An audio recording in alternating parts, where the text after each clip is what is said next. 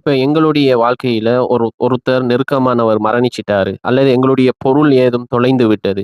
யாரோ ஒருத்தர் மரணிச்சாலும் தான், அந்த ஒரு கவலையான நேரத்தில இஸ்லாமியர்கள் பாவிக்கக்கூடிய ஒரு வார்த்தை தான், "இன்னா லில்லாஹி வ இன்னா இலைஹி ராஜிஊன்." அதனுடைய கருத்து என்னென்று சொன்னா, "இன்னா லில்லாஹி" நிச்சயமாக நாங்கள் அல்லாஹுக்கே உரியவர்கள், "வ இன்னா இலைஹி ராஜிஊன்" அவனின் பக்கமே மீளக்கூடியவர்களாக இருக்கிறோம் என்று சொல்லி கூறுவதாகும். அதே மாதிரி ஒரு உயர்வான ஒரு இடத்துக்கு போறாரு, அல்லது ஒரு ஆச்சரியமான ஒரு சந்தோஷமான ஒரு நிகழ்வு நடக்கிற நேரத்துல, அல்லாஹு அக்பர் என்று சொல்லி பாவிப்பதாகும். அல்லாஹு அக்பர் என்று சொன்னால், அல்லாஹுவை மிக பெரியவன் என்று சொல்லி கருத்தாகும். அதே மாதிரி ஒருத்தர சந்திக்கிற நேரத்துல, "அஸ்ஸலாமு அலைக்கும் வ ரஹ்மத்துல்லாஹி வ பரகாத்துஹ்" என்று சொல்லி கூறுவதாகும். அப்ப அதனுடைய கருத்து என்னென்று சொன்னால், "அஸ்ஸலாமு அலைக்கும்" உங்களின் மீது சாந்தி உண்டாவதாக.